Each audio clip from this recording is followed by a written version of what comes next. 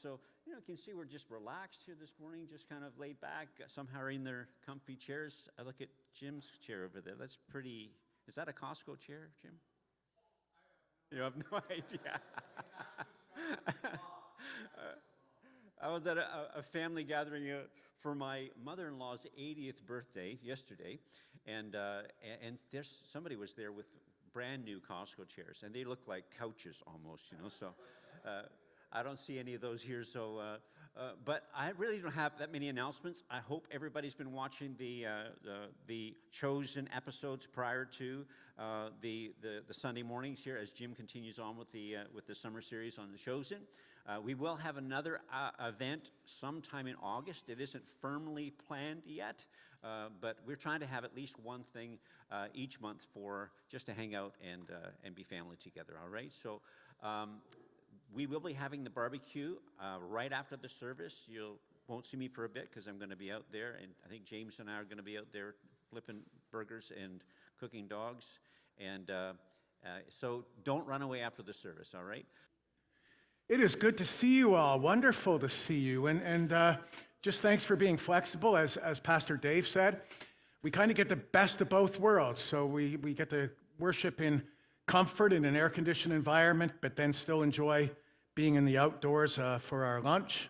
And so thank you for being accommodating, and for our team for being able to flex like that at the last moment. I had a bit of a frantic morning myself, not because of any of the changes we're making here, but well, let me start this way. Have you guys ever seen a show on television called Moose Meat and Marmalade? Okay, all right. See, I don't watch much of the primetime stuff, but this is good. It might be a TVO or something like that. But Moose Meat and Marmalade. So it's an Englishman here in Canada from Britain, very Englishman-like, if that means anything to you, and an Indigenous man, a Cree elder. They're a different shape and size, different worldviews, different experiences. So moose meat being the Indigenous element and marmalade being the British thing. And on this particular episode, there's a farm that they're visiting. It's having a problem with raccoons. Raccoons are stealing all the duck eggs. So they've gone from like 36 eggs a day to 24 to 12 to nothing. And it's killing chickens. So they call in a pest control guy with those, have a heart tender traps to start dealing with the raccoons. But as is not uncommon on this show, they try different foods. So the Cree fellow decides, I'm going to make you raccoon. And I don't know how that sounds to you, because I think of critters that eat diapers and, whatever's in the garbage dump, whatever's in the trash. But these were obviously well-fed rural raccoons eating eggs and fresh poultry every day. Well, so they did this. He prepared the raccoon, and what he basically did was he skinned it and soaked it in salt water overnight, I guess to tenderize it or do something to it, and then he boiled it. But it ended up on the grill like pulled pork, with barbecue sauce and everything, like pulled raccoon sandwich on a bun.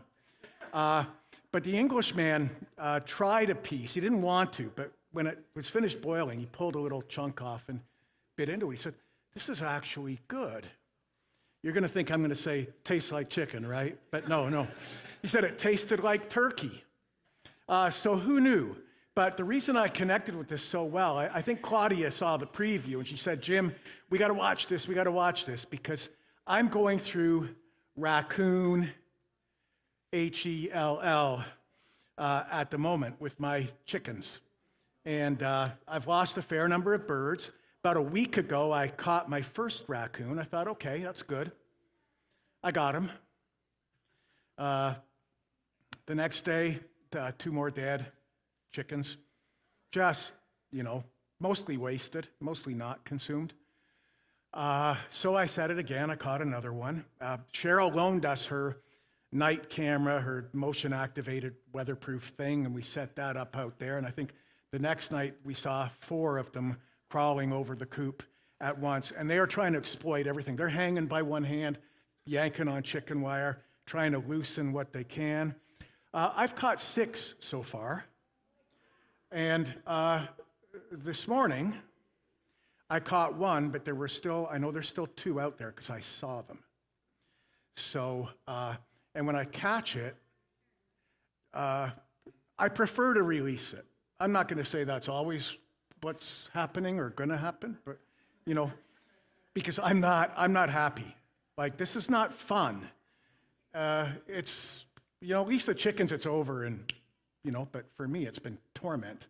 And so, long story short, I caught a raccoon this morning, and they're very good at finding their way back. And I've done some research on that. And the suggestion is 10 to 15 miles, 25 kilometers. So I did a 25-kilometer round trip and released it in some good soul's cornfield. And we'll see. As far as I know, 2 to go. As far as I know. That's what the camera's captured. I'm frustrated. And I was thinking, and it's been a season, it's been a couple of weeks where perhaps you've had this. We shouldn't really be like this, but we're human, and our reflex is, you have a day where several things in a row go wrong, and you're almost like, oh yeah, this is just perfect. Thank you. Like, what's going to be next? And, like, it's not a cancer diagnosis or anything, right? It's just a buildup of little things that accumulate, and you get frustrated and stressed and anxious. And how often do you suppose Jesus got frustrated? I mean, obviously, the Son of God, no frustration at all, right? No anxiety whatsoever. But it's an interesting thing. I won't tell you my count, but as you go through the Gospels, you can see a number of occasions where Jesus got frustrated. One where he got very, very angry, 2, actually. But where he got frustrated, not with raccoons, but with human beings. And we see from Scripture that he got frustrated with Peter on more than one occasion, right? And if you watch the episode this past week, here's a good thing. Because our text today, the one that Rob read a moment ago, Peter makes a good choice. Peter makes a brilliant decision in this particular episode, in this particular text. But, it does get frustrating at times. I heard about a pastor who switched careers. He said, that's it, I'm done in the ministry. Forget it. And he became a funeral director.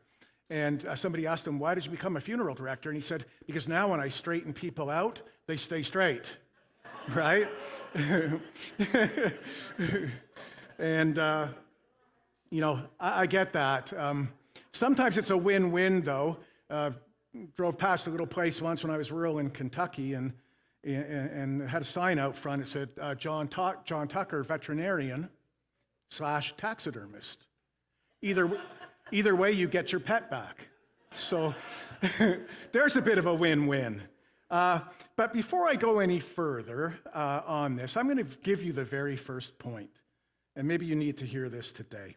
God's greatest blessing often comes at our lowest moment.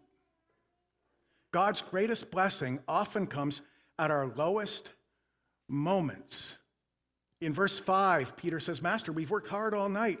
We haven't caught anything. And man, it had been one of those nights. Now, of course, the TV show takes liberties, some creative imagination on the kinds of trouble that Peter is getting himself into financially and with his wife and all of those things. But in one of those nights, futile, fruitless, all night long, up and down the shores of Galilee, casting their nets, pulling them up, finding them empty, and they pulled out all their bags of tricks. They knew this water well. They were professional fishermen. They did it day in, day out. They had chummed the waters. They'd gone to the usual places, and no luck whatsoever.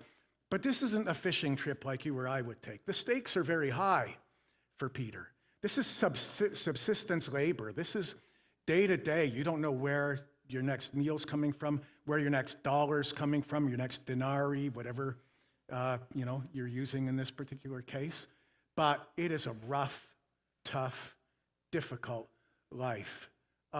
most of the world population lived that kind of a life, until the last century or so. We're finding more disruptive change and less job security is a fact in our world today now, more than it has been for a generation or two. But this was a big deal. Debts, a family, pressures, anxieties. It's now morning, and all they have to show for the night's labors are weeds that are caught in the nets. That's it. They're pulling them in, finding them empty. And so as they were cleaning their nets, they saw a crowd coming along the shore. The crowds were pressing against a man. Everyone was trying to press in. Everyone was trying to get close. Everyone wanting to touch him. And so this man steps into one of the boats, and he calls the owner Simon, and he said, "Cast out from the shore just a little bit." So Simon does this, and Jesus, in order to escape the crowd, got there in the boat, and he began teaching them just from off the shore. And he began to teach them the things of God. And there's no doubt that Simon was listening with intense interest as he heard this man give words of hope, words of meaning, words of comfort, insights into the kingdom, words of a God who loved man and was concerned for man's salvation. He has finished his lesson. The people are enthralled with the truths they have learned. And now this man turns to Simon and he says, "Now move out a little bit into the deeper water. Push off into the deep and let out your net for a catch of fish." And you'll notice that Peter's response, and I know how mine would be, was kind of maybe polite accommodation, right? Polite accommodation. It was as Peter said, you're a good teacher. You stick to what you know, and don't tell me how to do my particular thing. I really enjoyed the things you taught us about God. That was fascinating. You're a great teacher. Obviously somebody special, but I'm a fisherman. This is what I do, and you may know things about God and teaching, but I know about fish, and this isn't really the time of day that you catch fish, and we fished all night. We did all the things right, and we caught nothing. It was a futile, fruitless night. I know the habits of fish, and this is not the time of day to be doing any fishing, but nevertheless, because you say so, I'll let down the net. Because you say, he was just sort of accommodating, being polite. He admitted his own failures, that they had failed. They'd failed to catch fish. They'd come home empty-handed.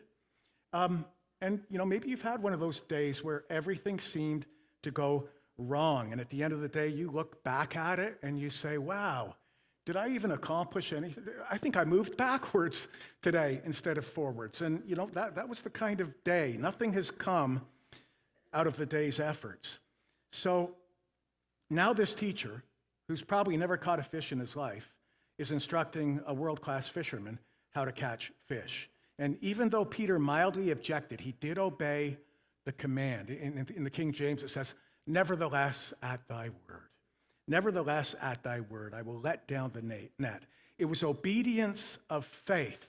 It was obedience of faith. Now, I read one commentator who said that it was obedience of blind faith.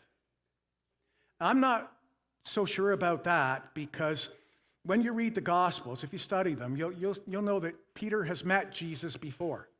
There has been at least one encounter, because Jesus called Andrew, and Andrew went and got Simon Peter, right? So we know there was already some familiarity with Jesus. Maybe he'd seen miracles work. Different commentators dispute what the chronology is when Jesus healed Peter's mother-in-law. Was this before or after this moment? But I think it takes liberties to say that this was just complete blind faith. Peter had to obviously have some awareness of Jesus and his ministry. But the second point is this: God rewards because you say so faith. God rewards because you say so faith. I'm going to do it because you said to do it. Not because my mind tells me it's the right thing, not because my mind tells me that it's logical, but because you did it. It's like the centurion. Just say the word. Just say the word, and you don't even have to come. Your servant will be healed. Just say the word. My mind tells me there's no fish around here today. But at your word, so verse 6 and 7, but because you say so, I will let down the nets. When they had done so, they caught such a large number of fish that their nets began to break. So they signaled their partners in the other boat to come and help them, and they came and filled both boats so full that they began to sink.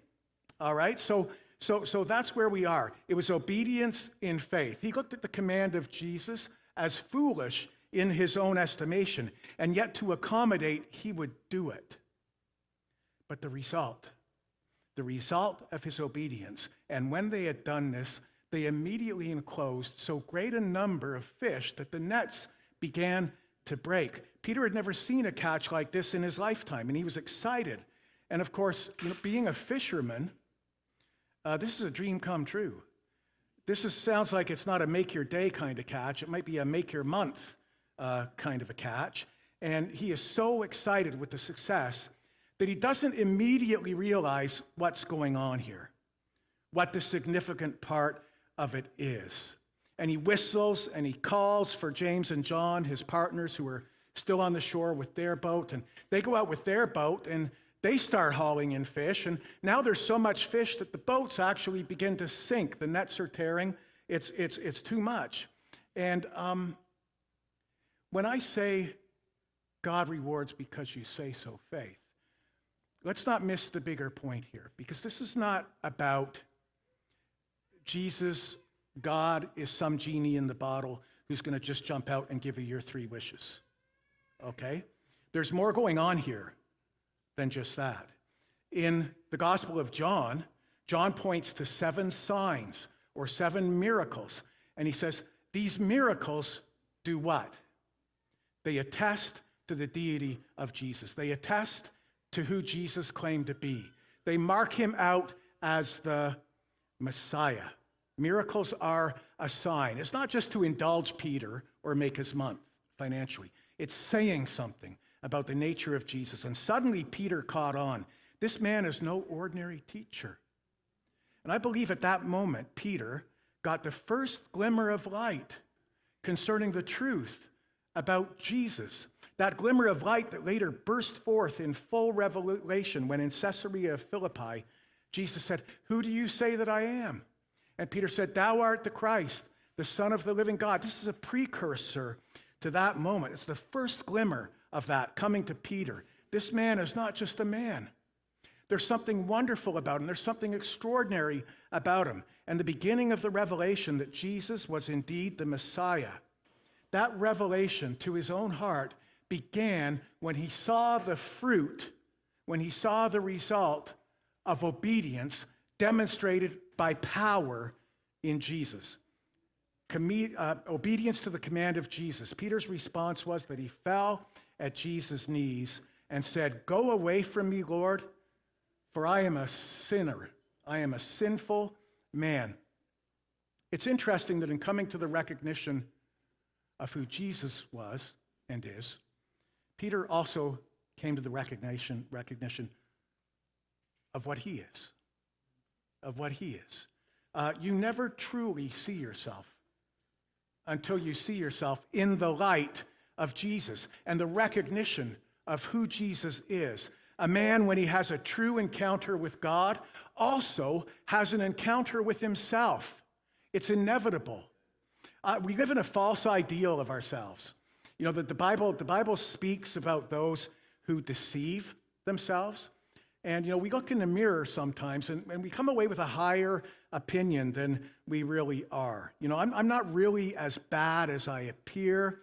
You see, it's the circumstances that are doing this to me. I'm frustrated. You know, it's the circumstances. Or it's the spouse you saddled me with. You know, I could have been somebody if I wasn't tied to this husband or this wife. Or it's, you know, it's this thing. It's the I was born in poverty, or it's this challenge or this impairment. And we make excuses for those things.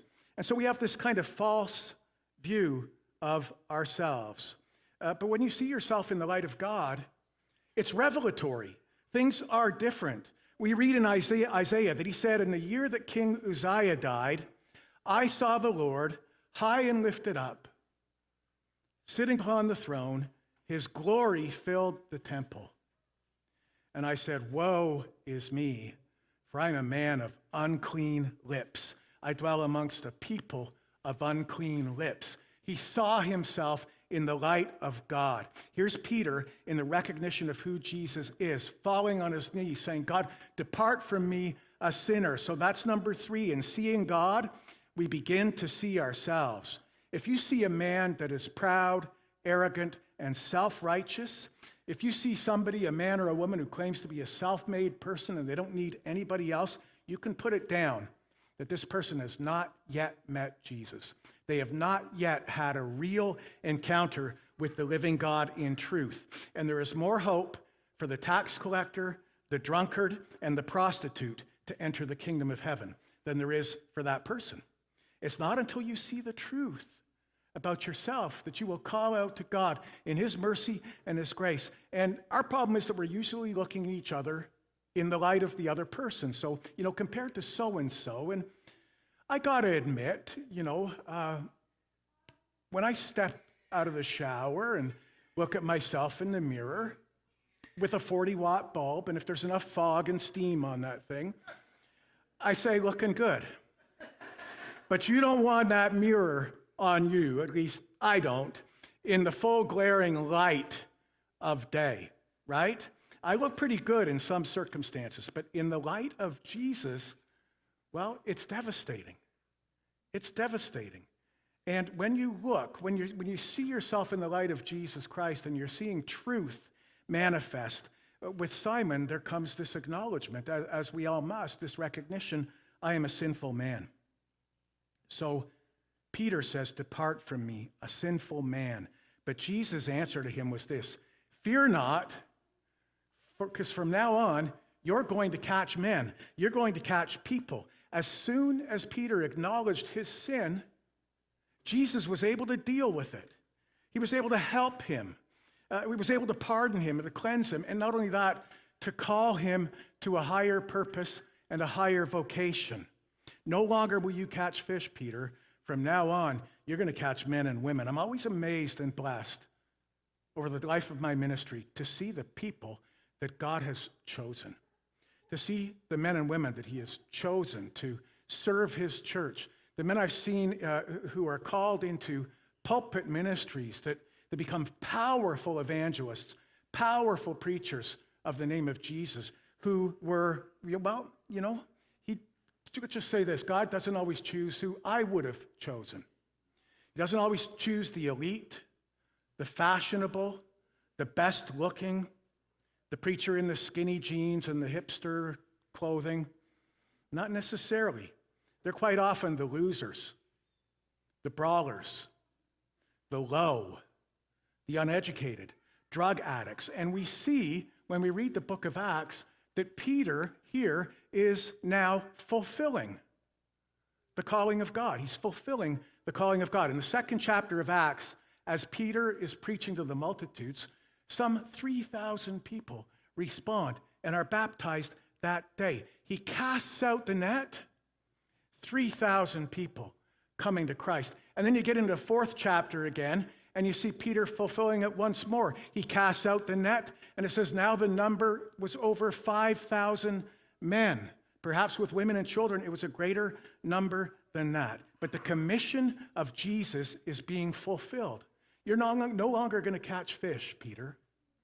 You're going to catch men and women who think for a moment of the thousands and thousands of men over the centuries who have spent their lives fishing this little Sea of Galilee, this lake, if you will, abundant in fish. Still many who fish it today with small boats using methods not much different. Think about how many people have spent their lives over the centuries going out daily, coming in the morning, selling their fish, the next evening, going out again, coming in, selling their fish if they caught any, day after day after day after day. I mean, their entire life is spent this way. And yet 4 men stand out in history. 4 men stand out because they responded to the call of Jesus Christ to catch men, to accept the higher vocation. And their names have become household names throughout the world, even today. Peter, James, John, and Andrew, 4 ordinary, plain, common fishermen. And yet, in obedience to the commands of Jesus, their lives have impacted the world in ways, man, they couldn't have begun to imagine. It's just startling to me as I think about what these small band of brothers and women around Jesus, what they ignited in their obedience to him. Peter recognized when he saw the multitude of fish that it wasn't about his skill.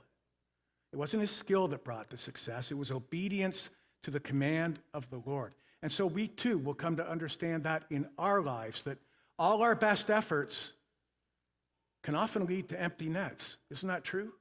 Our best efforts often lead to, but when directed by the Lord, when in obedience, when we are listening, when we follow his instruction and his word in faith, our nets are filled and our lives are abundant with meaning. And so the story teaches us that number 4, God uses ordinary people to do extraordinary work. He makes ordinary people extraordinary. In using our own skills and efforts, trusting our own, this is not unlike what Pastor Dave was saying a couple of weeks ago. We often fall flat on our faces. And when asked, why did it work? Peter didn't try to say, it was the way I held my wrist. I just tried a new technique and, look at me, I'm an awesome fisherman. No, Peter's response was one of awe and wonder. And when we submit to God, let Jesus call the shots. When we obey, God gets glory. God gets glory. Because you say so, I will do it. Lord, I fished all night and I came up empty, but I will do this out of obedience. Because you said so, I will let down the nets. Had Peter followed his own instincts, he would have just gone home that day and returned the next evening to fish the same waters, figuring and hoping for, I'll have a better luck next time, I'll have a better day tomorrow. And he would have woke up stuck, still broke, still indebted, still unchanged. But because you said so, I will do it. So the story teaches us that we need to see ourselves in the light of the Lord, the recognition of who he is, and then see the truth about ourselves. The truth is, I'm a sinful man, and I need cleansing. I need forgiveness. I need redemption. And the story teaches us that God can use anyone, even somebody like me, even somebody like you. The Lord can use anyone in his service to catch others for him. Common people like fishermen, carpenters, mechanics, grocery clerks, men, women, children, the rich, the poor, the broken, the indebted. As Paul, writing to the Corinthians, said, brothers and sisters, you may be familiar with this. This was the makeup of the church that Paul preached to. Brothers and sisters, think of what you were when you were called. Not many of you were wise by human standards. Not many were influential. Not many were of noble birth. But God chose the foolish things of the world to shame the wise. God chose the weak things of the world to shame the strong. God chose the lowly things of this world and the despised things, the things that are not, to nullify the things that are, so that no one may boast before him. So God uses people just like us, plain, ordinary people, to do extraordinary work. If we are faithful, Emmaus Church, if you and I are faithful and obedient and continue to walk in faith, even at times where it feels like God is killing us through the process, we do emerge, and God rewards that, and the potential is always there. Have you ever heard that saying? It's a bit of a cliche that I'm not sure how much I like it.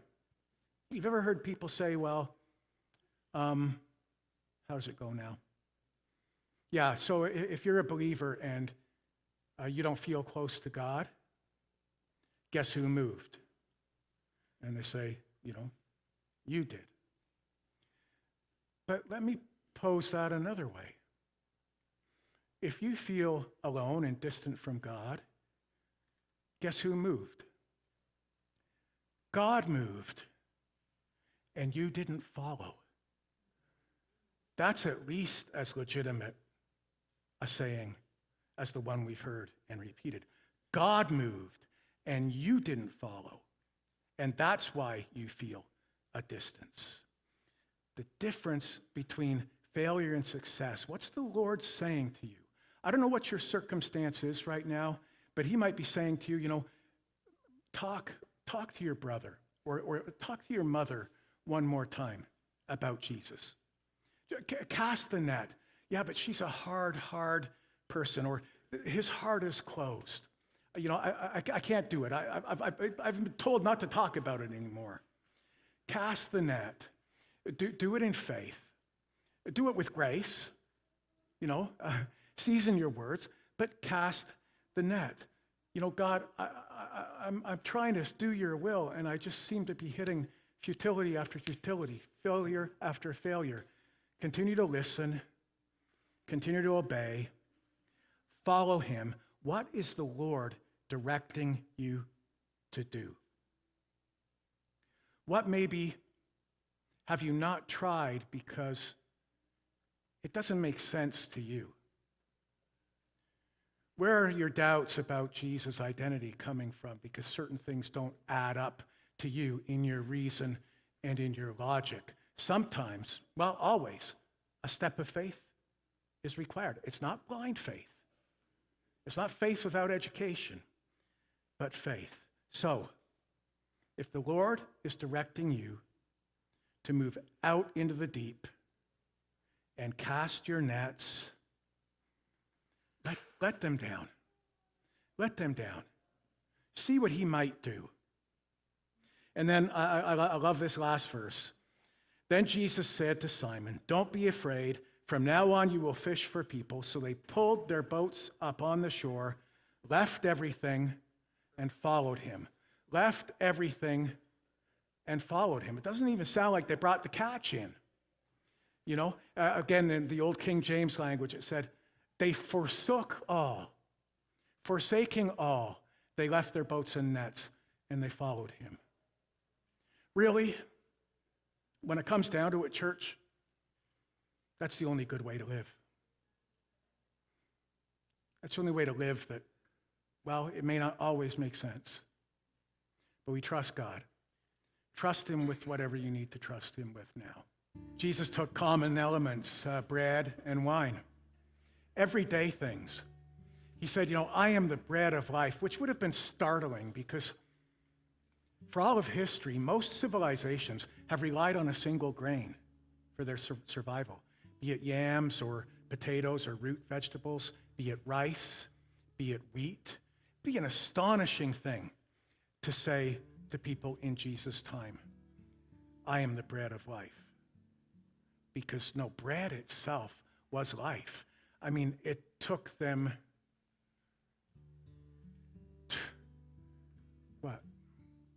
40 years in the desert to learn that, and days of eating manna to get the picture on that.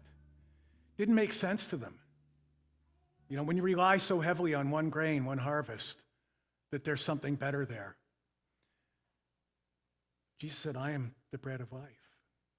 So let's partake of that together now. Jesus took the bread and he broke it, saying, this is my body broken for you.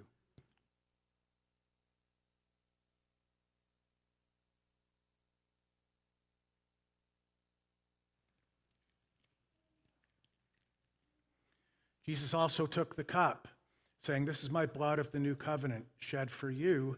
As often as you do this in remembrance of me.